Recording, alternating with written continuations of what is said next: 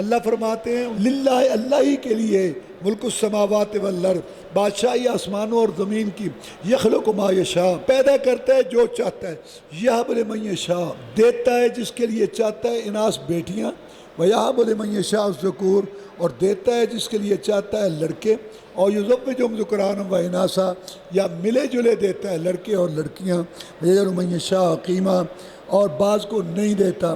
بعض رکھتا ہے، انہ علیم قدیر وہ جانتا بھی ہے اور طاقت والا بھی ہے، اس کو یہ بھی پتہ ہے